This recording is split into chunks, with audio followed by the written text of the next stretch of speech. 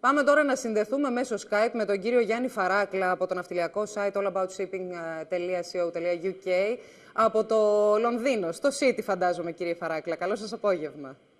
Καλό σας απόγευμα από το θερμαινόμενο City και το West End του Λονδίνου. Όλα μαζί καίγονται. Είμαστε στους 32 βαθμούς. Συν υγρασία, καταλαβαίνετε που πάμε. Τώρα κύριε Φαράκλα, μην παραπονιέστε κι εσείς του Λονδίνου για τη ζέστη. Στην Αθήνα σας ενημερώνουμε ότι είναι οπωσδήποτε πιο δυσάρεστο. Τουλάχιστον αν κανείς δεν βρίσκεται στα νησιά, αλλά στην πρωτεύουσα. Κοιτάξτε, εμείς εδώ έχουμε κάτι που δεν έχετε εσείς ποτέ, ούτε και το λίβα της Λιβύης. Εμείς έχουμε και το Indian Summer εδώ πέρα που αγαντάρει το θερμόμετρο 42 βαθμούς. Σωστό, δίκιο έχετε. Λοιπόν, για πάμε τώρα να δούμε από το θερμόμετρο, να πάμε σε έναν άλλο δείκτη. Θα ήθελα να αρχίσουμε τη συζήτησή μας βλέποντας τι γίνεται στο σημαντικότερο, το πιο ενδεικτικό δείκτη για την πορεία της ναυλαγοράς, τον Baltic Dry Index. Έχει κρατήσει πια τις 1000 μονάδες, ωστόσο εσείς θα μας πείτε ότι μπορεί να είναι ένα πρώτο ελπιδοφόρο βήμα, φαντάζομαι ότι αυτό θα μας πείτε, αλλά απέχει πάρα πολύ από τα επίπεδα στα οποία θα ήθελε ο ναυτιλιακός κόσμος να τον δει να κινείται. Μαντεύετε σωστά τη σκέψη μου, μαντεύετε σωστά τις προβλέψεις μας εδώ στο Λονδίνο. Ο δείκτης δεν είναι πολύ, είναι βεβαίως πάνω από τις 1000 μονάδες. Έκλεισε πριν από λίγη ώρα στις 1149, συν 10 μονάδες από χτες, συν 20 από προχτές, συν 50 από την προηγούμενη Παρασκευή 5 του μηνός. Αυτό όμως δεν σημαίνει τίποτα. Εξηγήστε μας λίγο. Εξηγήστε μας λίγο που μπαίνει ο πύχης. Ο πύχης πρέπει να μπει στις 2.000 μονάδες. Αυτό είναι το όριο στο οποίο θα επιτρέψει σε αρκετά βαπόρια να αρχίσουν να βγάζουν ένα φράγκο. Δεν υπάρχει τσεντέσιμο. Τα πλοία χτιστήκανε σε πολύ ψηλές τιμές. Ένα μεγάλο σφάλμα. Χτιστήκανε και όχι μόνο σε ψηλές τιμές. Δημιουργήθηκε ένα ανεπίτευτο overcapacity, το οποίο αυτή τη στιγμή σκοτώνονται όλοι και θα γίνουν. Να το πούμε κύριε Φαράκλα μόνο και στα ελληνικά, επιτρέψτε μου, μιλάτε για υπερπροσφορά χωρητικότητας εξ όσων αντιλαμβάνομαι, βεβαίως, που δεν μπορεί βεβαίως να τονώσει και τις τιμές των ναύλων. Αυτό μας λέτε. Βεβαίως και προσπαθούν όλοι να βρουν διάφορους τρόπους για να συγκρατήσουν τη μεγάλη κοινωνική αναταραχή, διότι όταν θα κλείνουν σιγά σιγά το ένα ναυπηγείο πίσω από το άλλο, θα έχουμε κοινωνική αναταραχή. Αυτό που ονομάζουμε εμείς social appeal. Πάρτε ένα παράδειγμα την Κίνα. Η Κίνα αυτή τη στιγμή είναι σε μια ζηλή θέση. Εκεί λοιπόν θα σας πήγαινα κύριε Φαράκλα με αφορμή και την εκτίμηση που διατυπώθηκε διεθνώς στα μέσα ενημέρωσης τις προηγούμενες ημέρες, σύμφωνα με την οποία στο προσεχές χρονικό διάστημα περίπου το 1 τρίτο των ναυπηγείων της Κίνας, μιας από τις μεγαλύτερες, η μεγαλύτερη αν δεν κάνω λάθος δύναμη στον κόσμο στον κλάδο των ναυπηγήσεων, και εδώ βεβαίως ένα μεγάλο ερωτηματικό γιατί και η χώρα μας δεν μπορεί να μπει σε αυτόν τον κατάλογο παρά το γεγονός ότι έχει τεράστιο εμπορικό στόλο. Υπάρχει λοιπόν η εκτίμηση ότι θα κλείσει περίπου το 1 τρίτο των ναυπηγείων της Κίνας.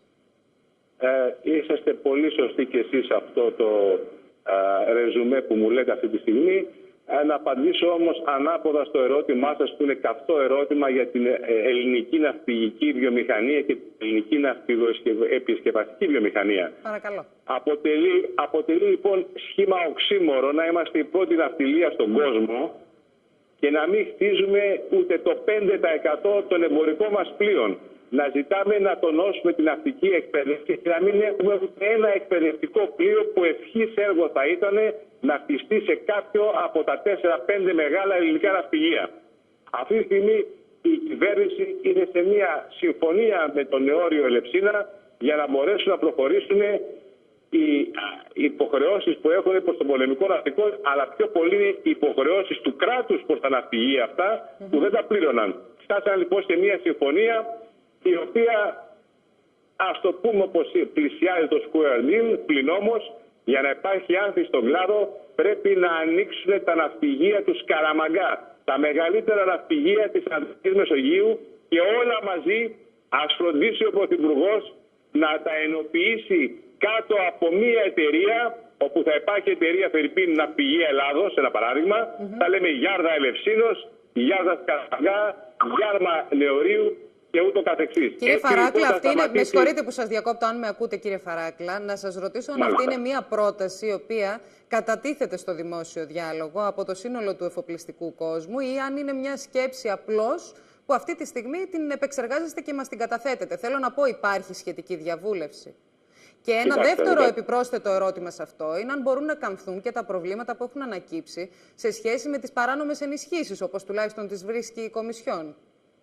Κοιτάξτε, η Ευρώπη είναι εναντίον μας. Η Ευρώπη σκέφτηκε, όπως είπα και προηγουμένως, ότι αν η Ελλάδα μπορεί και χτίζει τα βαπόρια της, επισκευάζει τα βαπόρια της, θα τους επισκιάσει όλους. Γίναμε λοιπόν οι καλύτεροι πελάτες, οι νικητές εμείς του πολέμου. Γίναμε οι καλύτεροι πελάτες των τριών μεγάλων ηττημένων του πολέμου. Και ξεκινήσαμε τη δεκαετία του 50 και πήγαμε στην Ιαπωνία. Θα τα λέμε τα πράγματα με το όνομά τους. Τη Γερμανία, την Ιταλία. Και δεν συμμαζεύεται.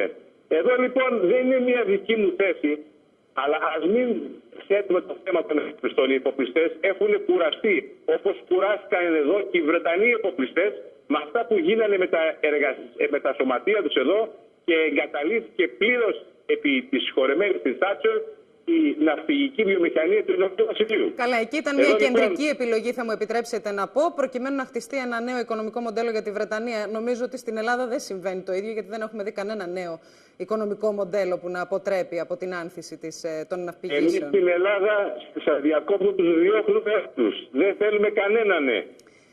Αυτό που γίνεται στην Ελλάδα με την ναυπηγική βιομηχανία και συνεπικουρούμενη όλη αυτή η ιστορία από την απέσια 7η κοινωνική οδηγία, το 7th European Directive, που είχε βγει στα μέσα της δεκαετίας του 90, θα το ενθυμίσετε αυτό, υποφέρει μια χώρα ολόκληρη. Λοιπόν, δεν είναι δυνατόν να έχουμε τους καραβοκύριδες να διαφεντεύουμε τις 7 θάλασσες, the masters of the 7 seas, και να μην μπορούμε να χτίζουμε βαπόρια στην Ελλάδα. Γιατί φοβούνται όλοι οι εφοπλιστές ότι τα σωματεία με τις απεργίες τους καταρχάς δεν μπορέσουν να παραδώσουν τα πλοία on time στην ώρα τους σε επισκευές, ούτε και στις παραγγελίες. Και ας μην ξεχνάμε ότι στα μέσα της δεκαετίας του 60 προς 70, 65 με 75, θα το δείτε, είναι γραπτά, η ελληνική ναυπηγική βιομηχανία είχε ανθίσει. Ο Σκαραμαγκάς είχε 6.098 εργαζόμενους. Κύριε Φαράκλα, είναι γνωστό ότι ανθούσαν οι ναυπηγοεπισκευαστικές ζώνες και τα ναυπηγεία. Εμένα απλώς θα μου επιτρέψετε να πω ότι θέλω να διαχωρίσω τη θέση μου έναντι των φόβων που μεταφέρεται ότι εκφράζει ο εφοπλιστικός κόσμος στο City του Λονδίνου. Δεν νομίζω ότι είναι οι εργαζόμενοι εκείνοι που ευθύνονται για το μαρασμό που έχει επέλθει στα ναυπηγεία. Θα ήθελα στο λίγο χρόνο που μας απομένει, αν έχετε την καλοσύνη, να ασχοληθούμε και με ένα θέμα που αφορά πολύ τους Έλληνες ναυτικούς. Και έχει να κάνει με την πειρατεία, την οποία την έχουμε ξεχάσει. Ξέρετε, έχει φύγει από τη δημοσιότητα από όταν λίγο εκτονώθηκε η κατάσταση στις ακτές της Σομαλίας. Στην Ιγυρία έχουμε πολύ σημαντικό πρόβλημα.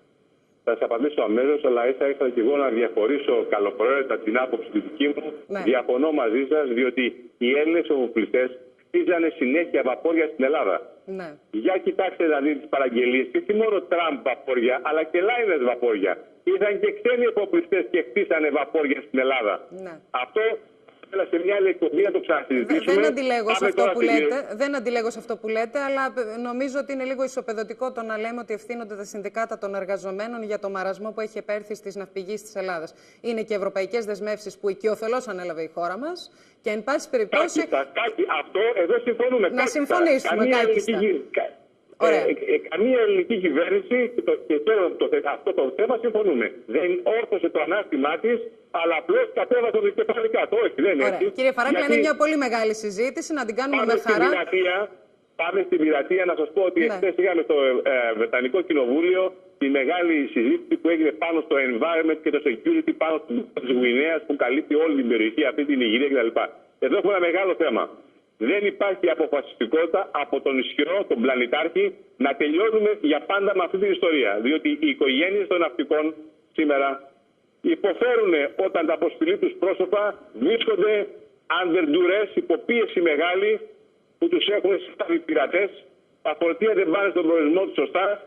Και συν της άλλης έγινε και ένα επάγγελμα τώρα η αντιπειρατεία, δηλαδή οι διάφοροι οι οποίοι δημιουργούν εταιρείες, οι οποίες μπορεί να έχουν παλικάρια, δεν λέω από ειδικές δυνάμεις και δεν συμμαζεύεται, όμως δεν έχουν γνώση οι περισσότεροι από αυτούς για το layout, για το πώς είναι διαμορφωμένο ένα βαπόρι. Κύριε Φαράκλα, από την παρουσία σας στο Κοινοβούλιο, αν έχετε την καλοσύνη, επειδή μας πιέζει λίγο χρόνος, από την παρουσία σας σε αυτήν τη συζήτηση, έχετε λόγους να ελπίζετε ότι θα ληφθούν πιο σημαντικά μέτρα και πιο αποτελεσματικά από πλευράς της Βρετανίας ή τέλος πάντων ότι θα ασκηθεί και πίεση στις Βρυξέλλες για να κάνουν περισσότερα?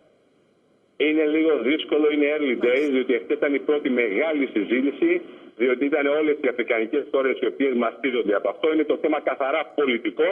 Ναι. Και εγώ εξέφερα την άποψη ότι θα πρέπει εδώ να δείξουμε zero tolerance, να επιτρέψουν επιτέλους τα κράτη της Δυτικής Αφρικής, τον κόλπο της Γουινέας, στην Νιγηρία, να μπορούμε να έχουμε και τους δικούς μας φρουρούς, διότι επιβάλλουν την παρουσία των δικών τους φρουρών. Ένα πολύ μεγάλο πρόβλημα αυτό.